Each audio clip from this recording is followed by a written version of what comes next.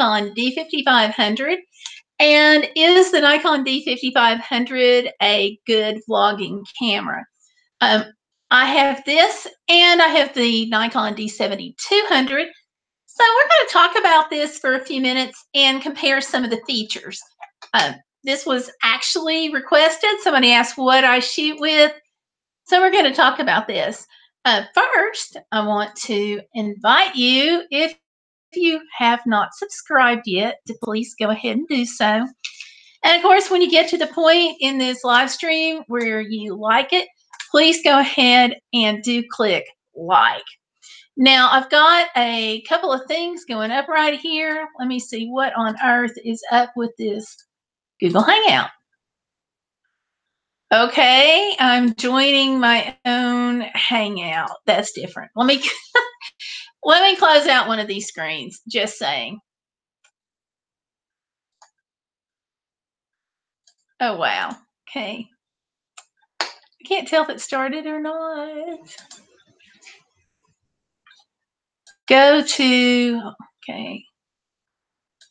Tech problems. Gotta love it. Okay, it looks like we're live and on the air. So sorry about that, folks. Anyway, when you get to the point in the video where you like it, go ahead and click that like button. Definitely go ahead and subscribe because you want to catch all the videos. We talk about product reviews on Wednesday. I've got service dogs happening on Fridays. We talk about some travel on Mondays, and we do some live streaming on Sunday nights. So there you go. Absolutely join the channel and come on and be a part of what we're doing. So the Nikon series of cameras. If you're blogging, one of the first decisions when you start doing video, whether you're going to be on YouTube or just shooting videos for your blog, you want to decide which camera. So the question comes up pretty quickly. Right now, it's a choice. The two primary companies are Nikon and Canon. And let me see, I'm getting a message here on Twitter, even as I talk. Let's see what's up.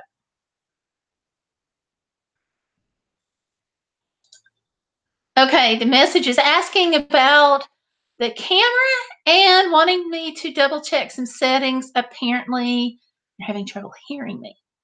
So let me switch, do a couple of things here.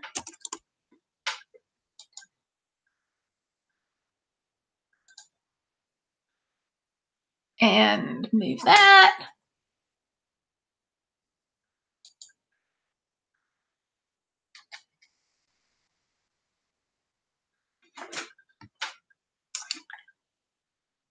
Thanks for letting me know, Gloria.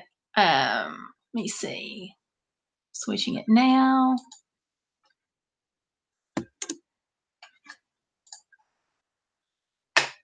Okay, that should do it. Gloria, if that's not better, let me know. All I did was kind of jiggle with some of the settings a little bit, turn the mic off and back on. Really not a lot to do there otherwise. But if you still can't hear me, let me know and I'll just fiddle with it again, okay? So thanks. And if you guys ever want to tweet me during the live stream, it's at Gayle Crabtree, just like the channel. So there we are. Okay, so Nikon D5500. Okay, if you're going to shoot video, question comes up really fast, what camera? If you're going to go with an SLR, with a lot of people do, your choices pretty much are going to be Nikon or Canon. Sony is coming up, lots of good cameras, it looks like there. Also, some of the other brands are also becoming more popular. But primarily, the two biggies are the Nikon and Canon. There's advantages and disadvantages to both. And I will tell you that the primary reason why I got the D5500 It's because I started out with a D7200. My husband started out with the Nikon D90 years ago. But amongst all the cameras, we have an assortment of lenses between the two of us, and some of them we have double on. So to keep from reinventing the wheel from a standpoint of what stock we have on hand, I opted to investigate the possibilities in the Nikon realm, because there's no need to switch brands if you've got a lot invested in gear, unless you just really feel like the other brand's going to give you a superior product. If you do jump ship and go from like Nikon to Canon and Canon to Nikon, there are adapters that you can get from third-party folks who can allow you to use like Nikon lenses on a Canon camera and so forth. So it's worth investigating, but still, I already felt like I had so much invested with the lenses that for me, it just didn't make sense to jump into Canon without at least first investigating the Nikon possibilities. A couple of years ago, when I went to look at Nikon, I really felt like I needed a camera store. There's nothing around me that nothing. I'm kind of in like no man's land for camera stores. So I made a trip. I went to New York. I went to B&H Photo. I talked to the folks there. And yeah, if you see my video on the cheap New York trip where I did New York for less than $350, that would be the time where I went to B&H Photo. I wanted to be able to hold onto the cameras and talk to tech crew. They were great to answer my questions, but they steered me toward the Nikon D7200. Now, that is an excellent camera. The video quality is good. It's good to hold on to. It actually feels like a traditional 35 millimeter in the way it handles the old-fashioned, the film cameras, if you will, the really old-fashioned ones. And I like that. But here's the thing. It was popular. It had just come out. They were touting the good video quality, and it does. It's got good quality. But here's the big thing. I needed it for vlogging. There is one huge feature that you need for vlogging that the D7200 does not have that you can find on the D5500.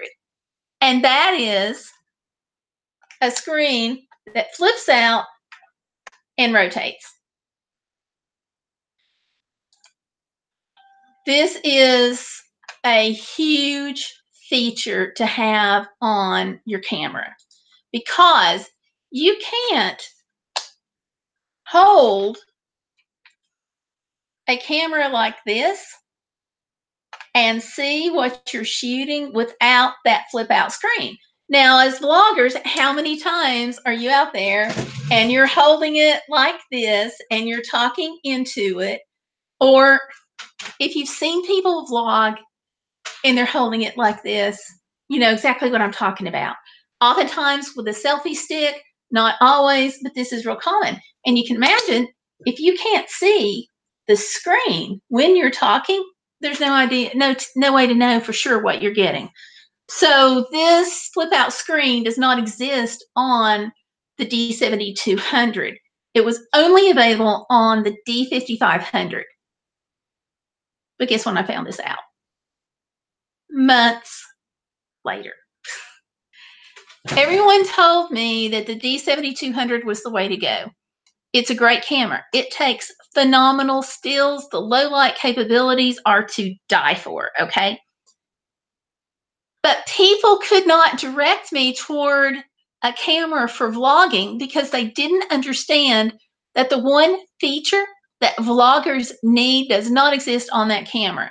So then I started looking around to try to figure out how to hook that up to an external monitor, and it was a disaster. So I put the D7200 aside. Actually, hubby's got it. I know, it was a sacrifice. put that aside in favor of the D5500. There are some differences in the D5500, and I think I like it better. Now, because it's Nikon, it's an SLR, of course, but because it's Nikon, I can fit any of the Nikon lenses on it that I already have. This particular lens that I have on it right now is the 18 to 140. It's got a lens hood on it, so it kind of extends it. It actually winds up being longer this way. My camera is this way, just with the lens and hood, and that's okay. I also use it with a 35mm lens, fixed focus prime. It's great. A 55 to lens works fine for that. 50mm prime. Any of those SLR lenses, I've had zero problems with them. Video quality on this is excellent. It's clear, it's crisp, it's sharp. The only thing about it, like other SLRs and some phones and some camcorders, there periodically is a kind of stuttering motion that you notice on the video. So you do have to you have to do some kind of workaround. Either you're going to clip that section of the video out, or you're going to do a voiceover at that point, or you're going to add background music and do a little clip there and knock that sound out. The other thing is you do hear the motor shifting, so you do pick up the sound on the video when it's shifting. That's not always a problem, especially if you're going to do like a landscape video or something like that, because you're going to do either music over it a lot of times, or you're going to do a voiceover.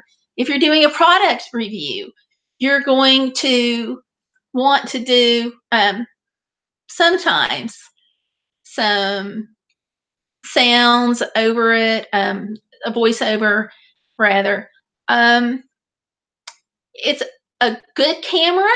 It's relatively inexpensive as far as Nikon SLRs go. Without the lens, body only, I got it as a refurb for less than $500. That's actually less than what they're running right now, which is a little crazy. But right now, the last check on the D5500s with the SLR on a regular without a refurb was $569. That's what I saw last, which is still nice. And you can get it with the lens on it if you want something that's more than just a body. Like, let's say it's your first camera and you want to get started, then go ahead and get a lens. The one I would recommend, if it's your first camera and you're starting out, get the lens that is the 18 to 140, because it gives you a really good range, okay?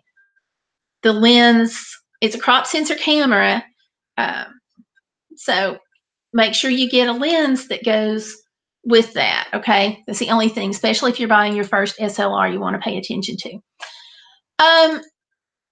One of the things that I like about this on the D5500 as opposed to the D7200 is the way the camera fits in my hands.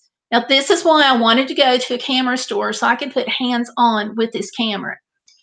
The D7200 is heavier and a little bit bulkier when it comes to holding on to the camera.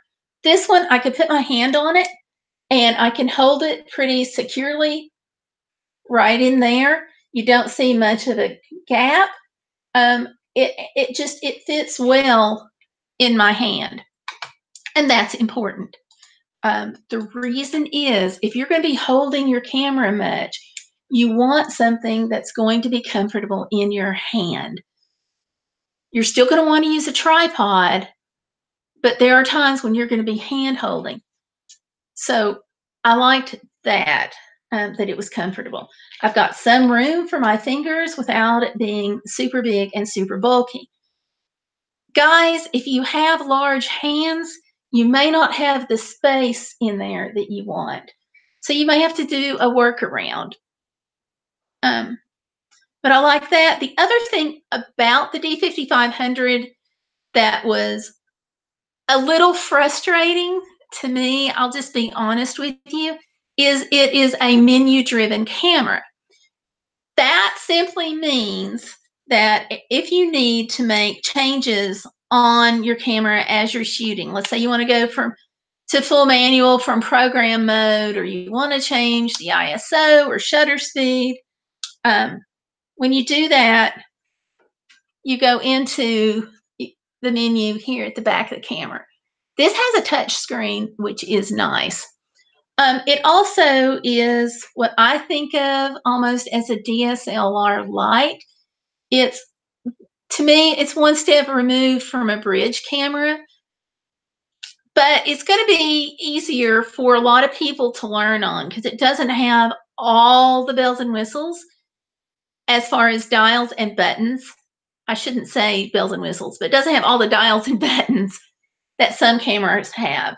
A lot of us, because we have cell phones, are really used to dealing with the screen, so that can be easier for people, and it's just, the touching. Also, okay, well, if you don't have a memory card in your camera, there's not a lot you can do. That is one frustrating thing about it. I was going to show you some of the different tips and tricks. But basically, everything's on the menu.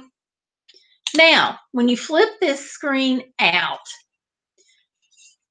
and you're holding it, you can still access the menu.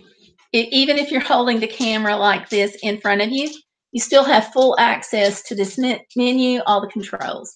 And that's nice. Again, if you're going to be holding the camera like this, you've got to have this little rotating flip out screen.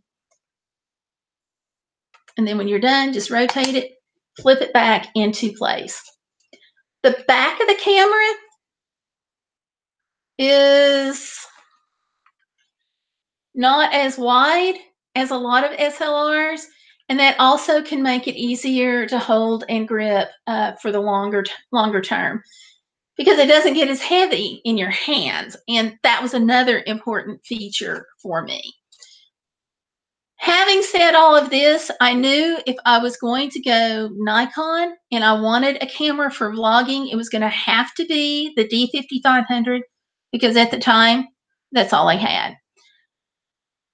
One feature that I wish the D5500 camera had, time lapse.